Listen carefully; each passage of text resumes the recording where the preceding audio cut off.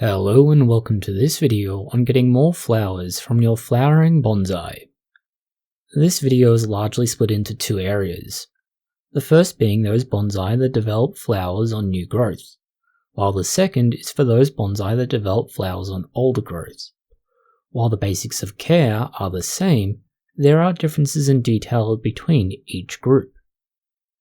In order to get the most out of the floral display from your bonsai, you'll need to use the right approach for the right kind of growth. If you don't do this, you're going to set back your tree and you may not get any flowers at all in a given year. There are common tips for both, and we'll begin with these. The simplest include ensuring that your bonsai is watered and fertilized. You should shift the fertilizer from a balanced solution with a roughly equal nitrogen, phosphorus and potassium mixture to something that has a more phosphorus-heavy solution. This will support flowers. Once the flowers start blooming, you should then go back to a more equal fertilizer. Keep your bonsai in a light but not full sun position. Try to avoid frost or extreme heat. At the same time as you're doing this, you may need to prune your bonsai. If you do not balance the growth of your bonsai, only some branches will flower while others will wilt. You should also remove flowers that have gone past the peak of their display. Nothing so far should be a surprise. It's all fairly standard bonsai care.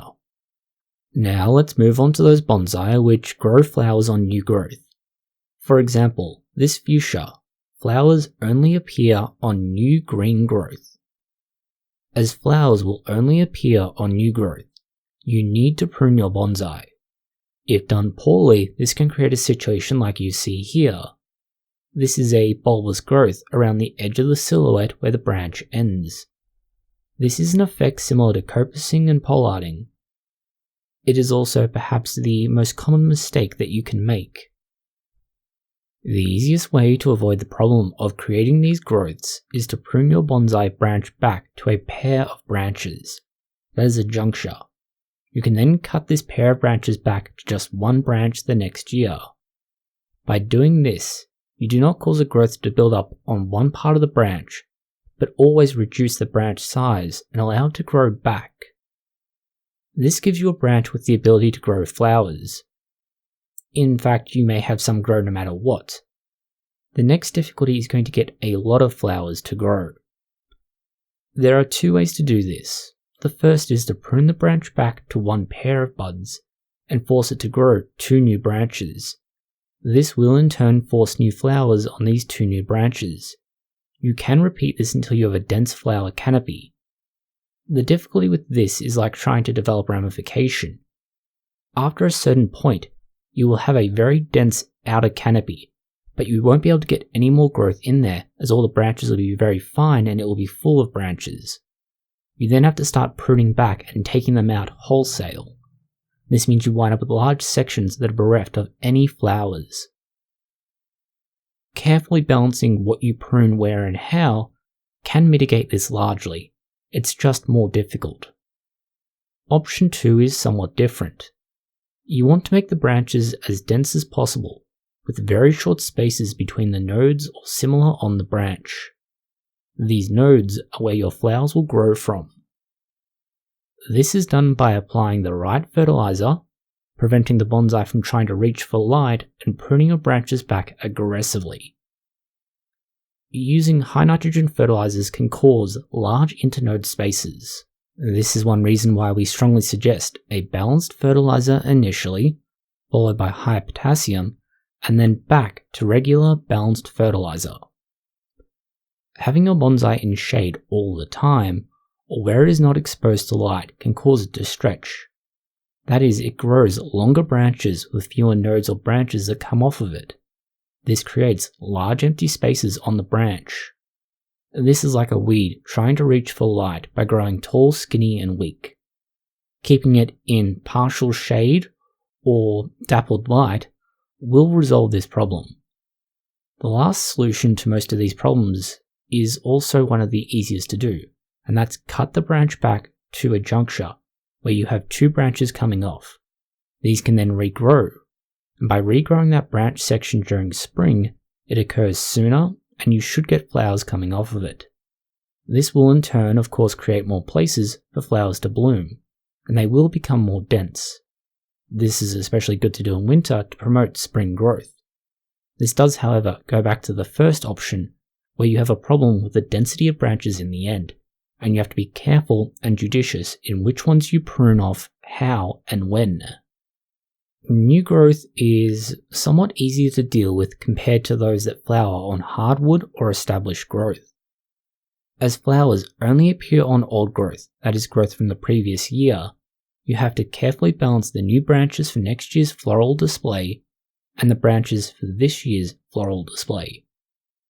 This is done by cutting every other branch back to a single branch juncture. You let one branch grow a little bit further, whilst you keep the other one relatively short. This means one branch will flower this year and the other will grow. You repeat this each year with the branches changing roles. That means one will always grow much more than the other, but there will always be half of the tree in flower. You can also prune the branch back to near the old growth right after flowering. This can give the branch time to harden and age before the next season. It will also promote more growth. It's always a good idea, if you're worried about the tree growing too aggressively, to prune back branches anyway so that you reduce the number of flowers. This will help the tree to have a better flower display with fewer flowers rather than many that grow weaker. It should last longer, they should be more vibrant, and hopefully there should be more of them that will last. The alternative is a shorter display with weaker flowers and not as vibrant. And it's your choice as to how you want to balance this by pruning, pinching out, or otherwise taking away new flower buds before they can bloom. One noteworthy phenomena, and especially common with fruiting trees, but also flowering trees. Trees will perform well one year and then poorly the second year. This is because the tree will often undergo a process called biennial bearing. That is, the tree puts all of its energy into flowers one year in order to make many fruit. The next year, it's so exhausted that it doesn't have the ability to do so.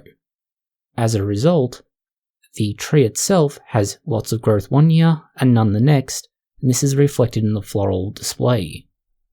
If you note that a tree performs exceptionally well one year, you may expect to see it perform less well the next year, if it flowers at all, and it's a consideration as to why it may not be flowering.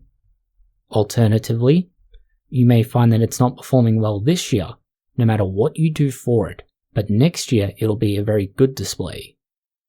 This is something that's beyond your control, and even if you use all the tips and suggestions we've provided, you may not see any benefits. Thank you for watching this video. If you found it interesting, consider liking, sharing, and subscribing. Please post any comments, questions, or suggestions that you have below.